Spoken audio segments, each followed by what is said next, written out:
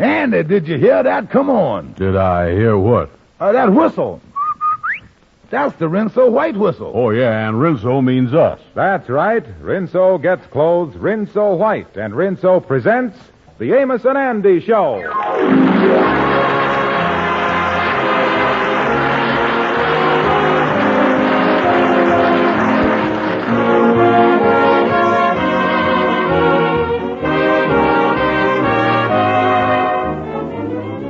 Just about this time every year, I try to remember the New Year's resolutions I made last January. And if I can remember 1 out of 10, I feel like I'm doing fine.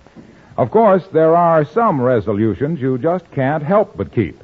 For instance, if you ladies resolve to use Rinso for clothes washing in 1945, come 1946, I'm sure you'll still be using Rinso. Because those soapy-rich suds make wash day easy. As little as a short 10-minute soak, plus a few quick finger rubs on extra soiled places, gives you a wash that's spotless all over.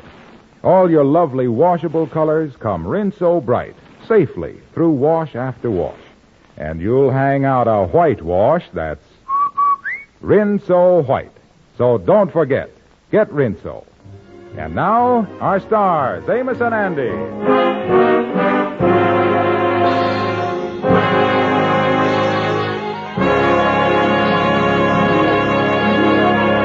Well, it's almost New Year's Eve, and the big event in Harlem is the New Year's Eve party to be given by the socially exclusive Charles Jackson family. At the moment, we find Andrew H. Brown in his office, telling his secretary, Miss Blue, why he knows he will be the only one among his friends to be invited to this smart affair.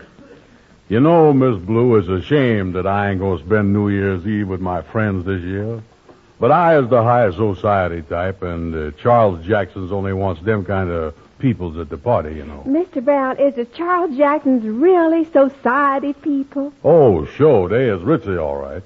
You know, they is the only family in Harlem that's got a cook and an upstairs maid. Upstairs maid? Yeah. Of course, I guess the downstairs must get pretty dirty, huh? It must be almost wonderful to be invited to a real society party and get a beautiful engraved invitation. Invitation, yeah. Well, to tell you the truth, that's what I'm waiting for. Mine ain't come yet. Well, if you ain't got your invitation yet, how you know you is invited? Oh, I'll be invited, don't worry. You see, I done took the Jackson's daughter, Camellia, out a couple times, and they gotta invite their daughter's boyfriend, you know. That's right, I guess. Oh, sure. I showed her a swell time on 2 different nights. Why, the last time I took her out, my bill come to over $6. It did? Yeah. I wonder how much hers come to. Well, Mr. Brown, you mean to say you didn't pay her bill, too? Well, being a rich gal, she say something about a Dutch treat. You know, she likes me all right. By the way, when is the morning mail due? Maybe my Graves invitation will be in that. The morning mail come 2 hours ago. There was nothing in it but a bill from your tailor for turning the lapels around on your suit. We only get one more mail before New Year's, and that ought to be here in a little while. Yeah, well, that's the mail that the invite will be in, all right. No question about that. I showed that. Wait a minute. Here come Amos. Well, I'm going in the back office and finish my work. Yeah, okay. Well, how is you there, son? Hello, Amos. Hello. Yeah, well, Andy, I just dropped in to find out what you're doing New Year's Eve. I thought maybe you'd like to go with me and Ruby over Now, wait a minute, Amos. Wait a minute. I is sorry that I ain't spending New Year's Eve with none of my old friends this year. Oh. This'll be the first time I ever missed a New Year's Eve with you. But, Amos, I is going to a very exclusive party. Only the very high society types like me is going. Oh, well, I'm glad you're going to a high-class party, and me and Ruby figured that maybe you was invited to the same place we was, so we could all go together. Well, look, Amos, I is sorry, but let's face the thing. Yeah. You was a good enough guy, but we just don't revolve around in the same social circles, that's all. Yeah. By the way, where's you invited to? Oh, I don't guess it'll be very exciting. Me and Ruby are going to a little get-together over at the Charles Jackson. Yeah, well, it's too bad that we can't all... Where'd you say? The Charles Jackson. But that's where I was going. Is you sure you was invited? Well, I guess so, Andy. They sent us an invitation. Yeah, well, I guess they invited you because they want you because you was a friend of mine. Yeah. Yeah, they figured I wanted it that way, yeah. You know, doing me a favor. Oh, yeah. You say you got your invitation already? Oh, yeah. I got it right here in my pocket. Here it is, engraved and everything. Yeah. Pretty, ain't it? Excuse me, Em, excuse me. What do you see outside? Oh, yeah, I thought I seen the mailman cross the street, but ain't him. Well, Amos, I guess I'll see you at the Jackson party then. Right now, I got to get over to Shorty's Barbershop and start getting fixed up for the affair.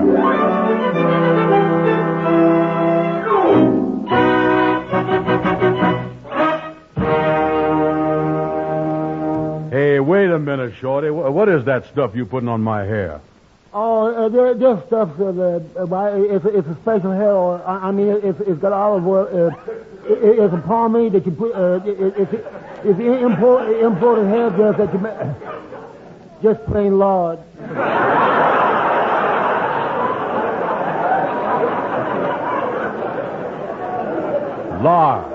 Lard on my hair? Yeah. How much is that costing me? 15 cents and 2 red points.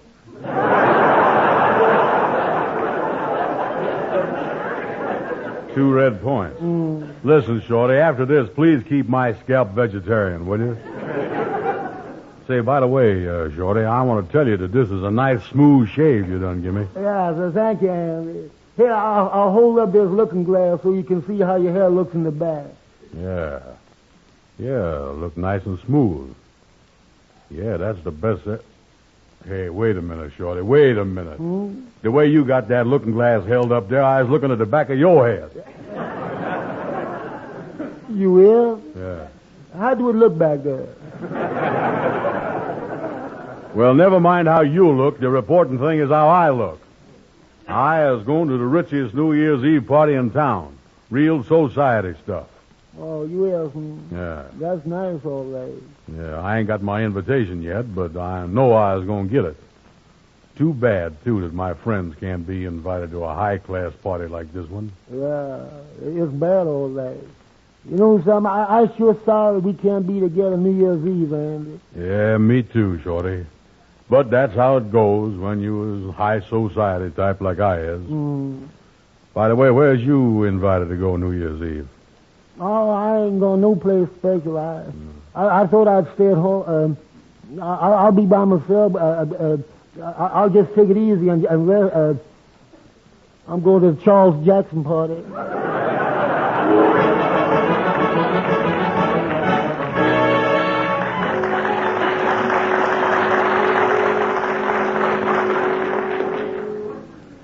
Well, this is the last mail here, and my invite didn't come.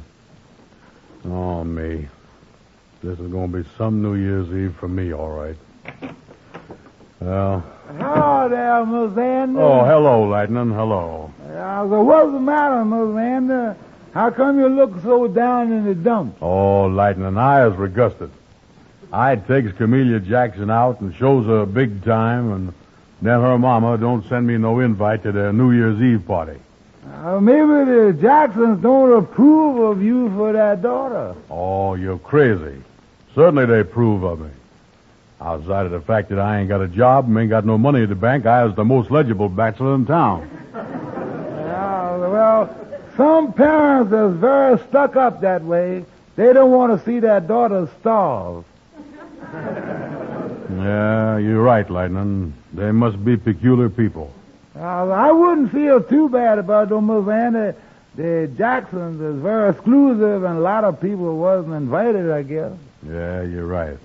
Besides, old pal, now me and you can spend New Year's Eve together. Yeah, so we could, except for one thing. Yeah, what's that? Me and my wife was invited to the Charles Jackson party. Yeah. Well, so long, Lightning. I'm going over to see the kingfish. Look like he's the only one left that I can spend New Year's Eve with.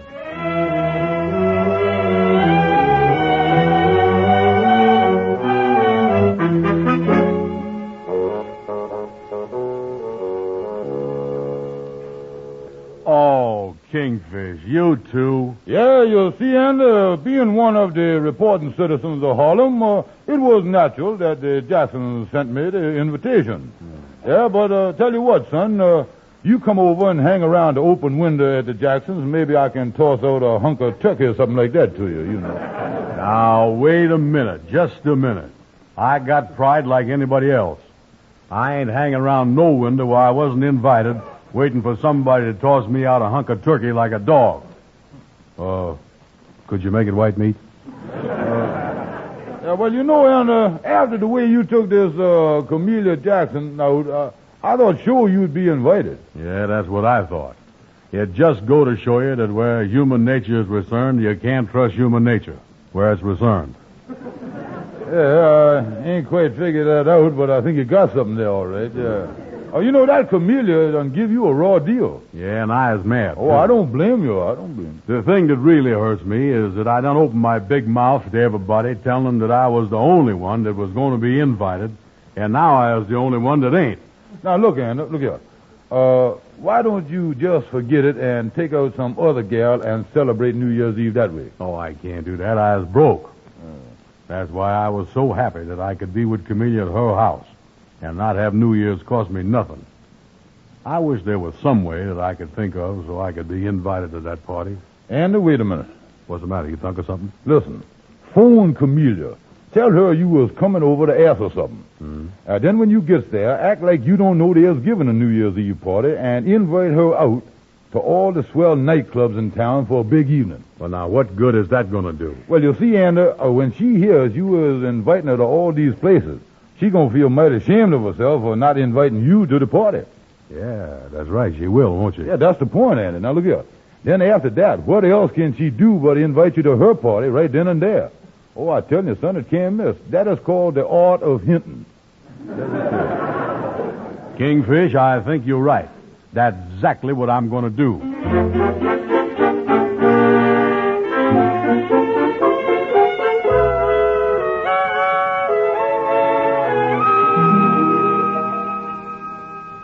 Oh, Camellia, dear. What is it, Mama? Oh, Camellia, a terrible thing has happened, and I feel just awful about it. Why? What happened? Why, I just went over the invitation list again, and of all people, I forgot to send one to your boyfriend, Andy Brown. Oh, don't worry about it, Mama. Andy phoned, and he'll be here any minute. I can ask him then. Oh, that's fine.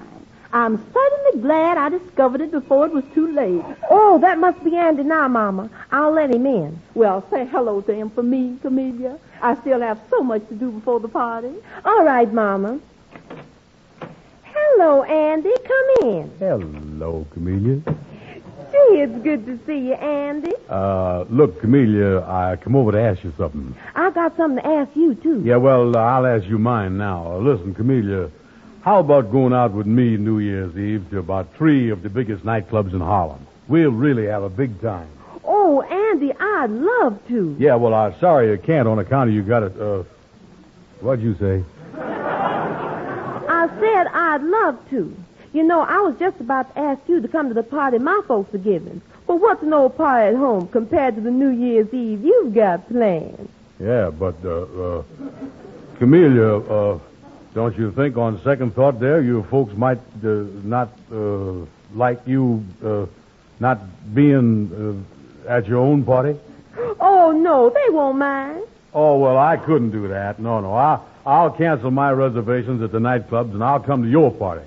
Andy, don't be silly. It's all settled. Now, I'm going to you on your New Year's Eve. Yeah. Well, anyway, I'm certainly glad there's a new year coming. It's got to have less trouble for me to get into than this one did.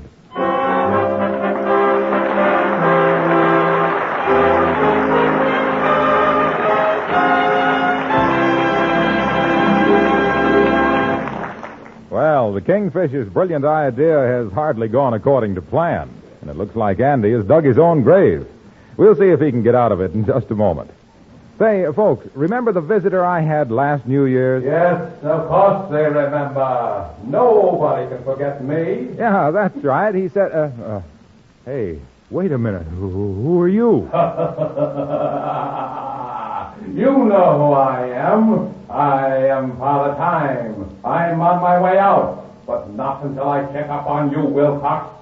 Remember that woman in Peoria, Illinois? You mean the one who used to run her washer for nearly an hour at a time? Well, look, Spirit, I told her about Rinso.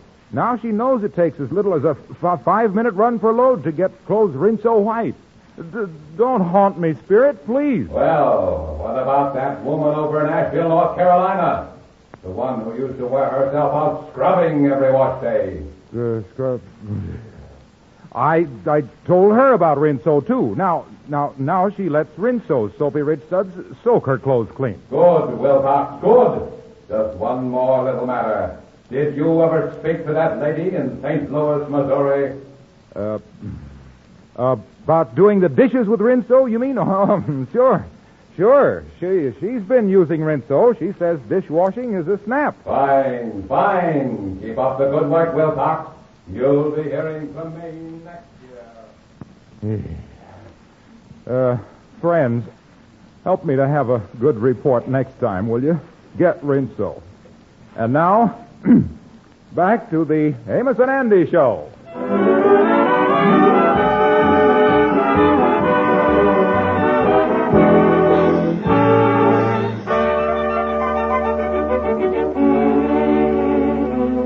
Well, now it looks like Andy is definitely going to spend New Year's Eve alone.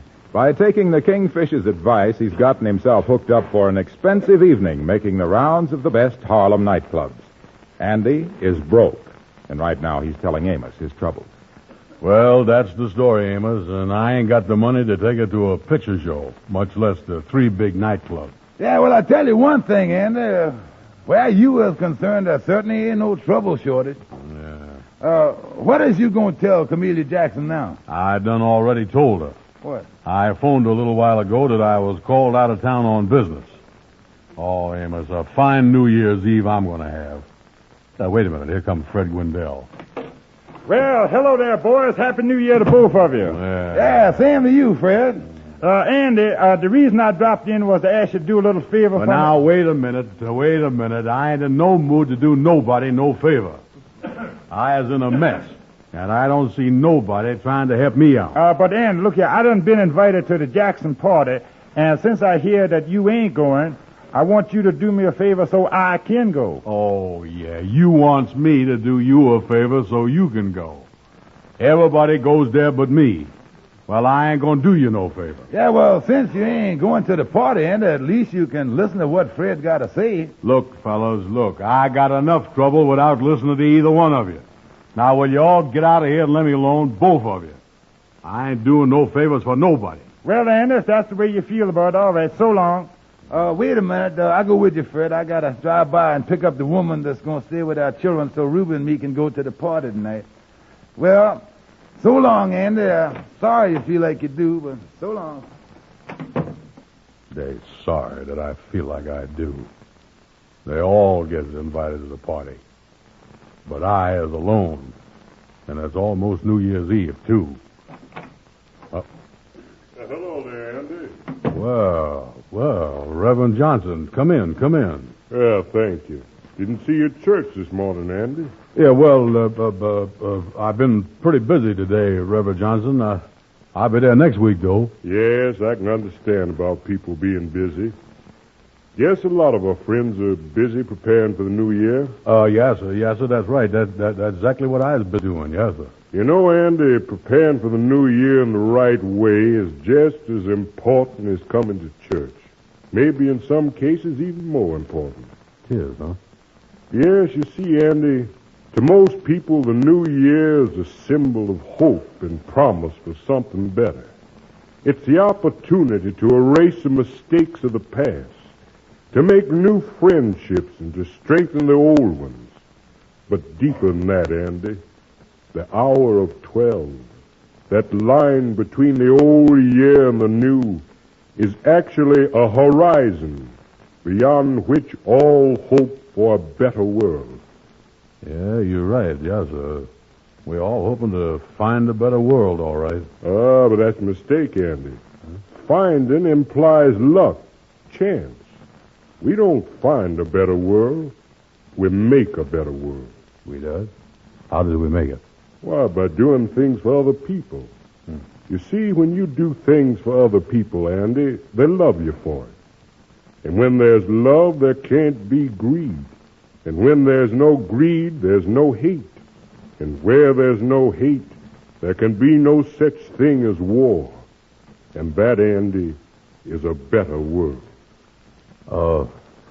Reverend Johnson, you mean that if I do's another fella a favor, someday it'll come back to me? Is that what you mean? 1,000-fold. Remember these words, my son. Cast thy bread upon the waters. Cast thy bread. Say, Reverend, I just remember a favor I refused to do for a friend. I'm going out and do it right now, you know it? I'm glad, Andy.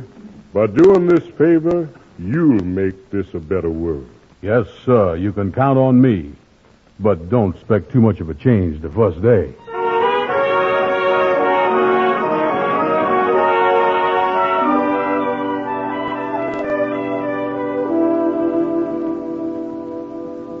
Fred, in other words, when you was over there and asked me to do a favor for you, you know, I was a little short with you there.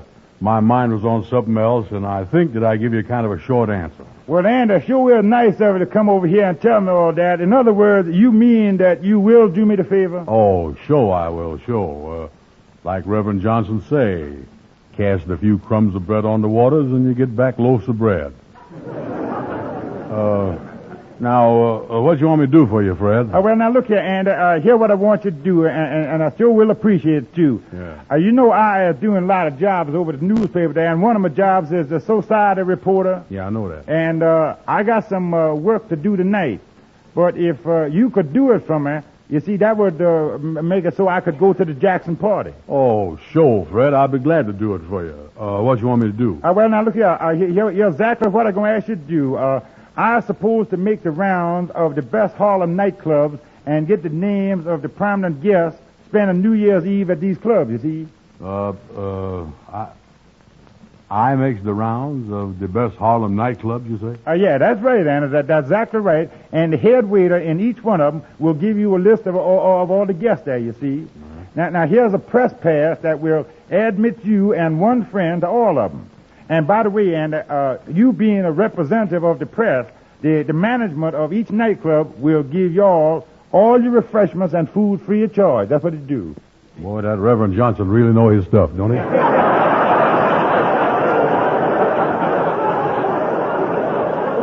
Oh. This is great. I'll call comedian and tell her I was back in town. That bread I cast on the water this time is coming back in the shape of a wedding cake.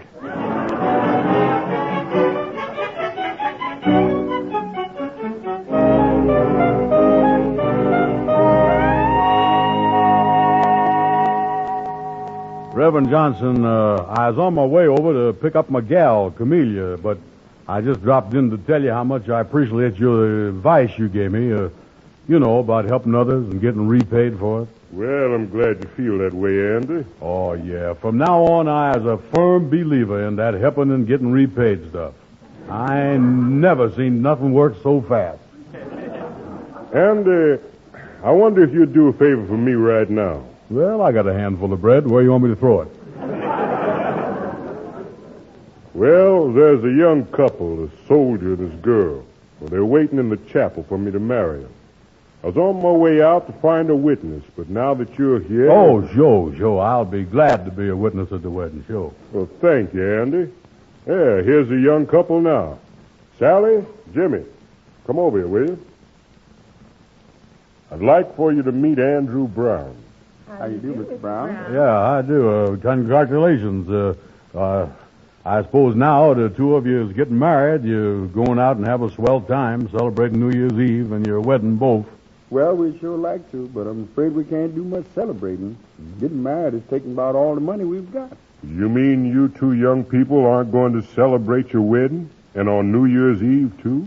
Well, you see, Reverend, the reason we is getting married so unexpectedly like this is because Jimmy's going overseas any day now. And we just got enough money left for me to get back home. Oh, well, that's a shame. You could afford to go out somewhere, though, could you? Well, I don't know, Andy. It's pretty expensive going out on New Year's Eve. Yeah, that is right. The cafes is charging... Say, wait a minute. I got an idea. Why couldn't I give the soldier and his gal here the press pass that... I wonder if I was overdoing this casting the bread stuff.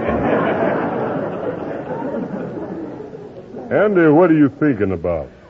Well, I was just thinking that I could give the bride and the groom, yeah, that'd help make a better world. Yeah. Look here, Jimmy. You and Sally is going to have a wonderful New Year's celebration for your wedding.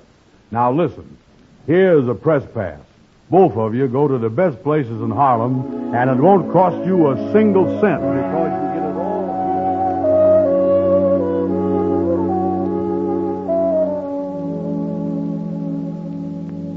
Well, this is great. Back home, 4 walls, by myself. Had to go get Saltwater and give that press pass away to them kids.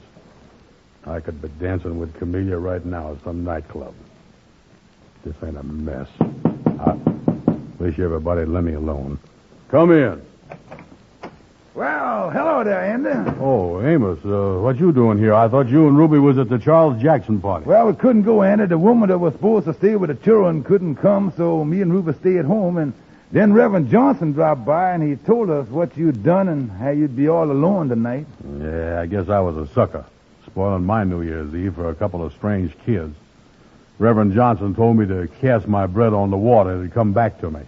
I was unhappy, Amos. Unhappy? Why, Yeah. Andy, what you done tonight ought to make you the happiest and proudest man I know.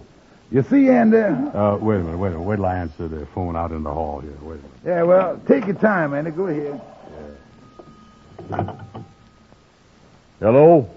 Andy, this is Fred Gwendell again. Oh, listen, Fred, I couldn't go to the nightclubs for you, but I got a friend of mine that's going, and he'll get you all of the names. Oh, that's great, Andy, because I was going to ask you to change your plans for me anyway. What you mean? You know, over at the newspaper, I take care of the theatrical news, too, you know. Yeah. Well, a girl that just got to town, and she's been invited to a big private party tonight, and I was wondering if you would go with her. You go right to the party, you'll have a swell time. Well, who is the gal? Hold your hat, Andy. It's Lena Horne. Lena Horne. She is the best-looking gal in the country. Yeah, well, now look here. Put on your best clothes. I'll meet you in front of your house with an automobile, and I'll take you over and introduce you. Okay, see you in 10 minutes. So long. Amos, that Reverend Johnson is as right as 2 rabbits. Oh, what happened? What happened? I done cast some crumbs of bread on the water, and somebody done sent me a bakery.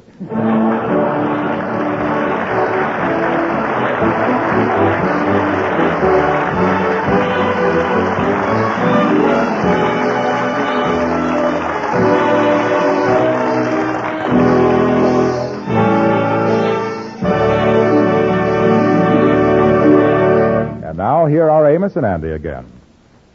How do you do, folks? Hello, everybody. Well, Father Time is about to chop off another year. And before the year passes, we want to again tell you folks how much we really appreciate your friendship and loyalty, which you have shown us in the past. Yes, we are very grateful for the way you have listened to our program each week. Also for your very nice letters. And we are very grateful for the fact that so many of our friends have tried Rinso through hearing Harlow Wilcox tell about it. Yes, we feel particularly proud of that because we know you have found Rinso to be a great help to you. We're going to try to merit your continued friendship during the coming year by giving you the very best shows that we can possibly give. And now, from our hearts, we wish you a very happy New Year, hoping that 1945 will bring victory and happiness. That goes for me, too, folks. Good night, and Happy New Year.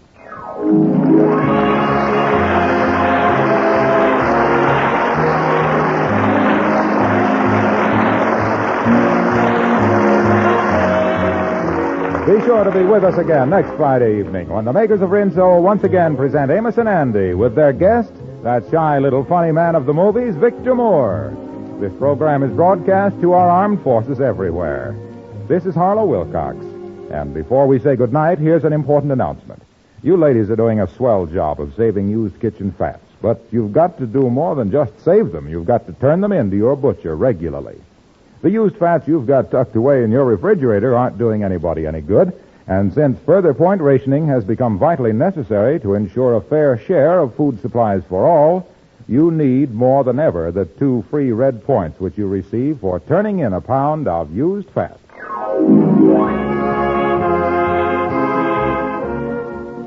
Say, listen, Burns and Allen fans, don't get left behind. Tune in on Mondays from now on. George and Gracie have changed their show time.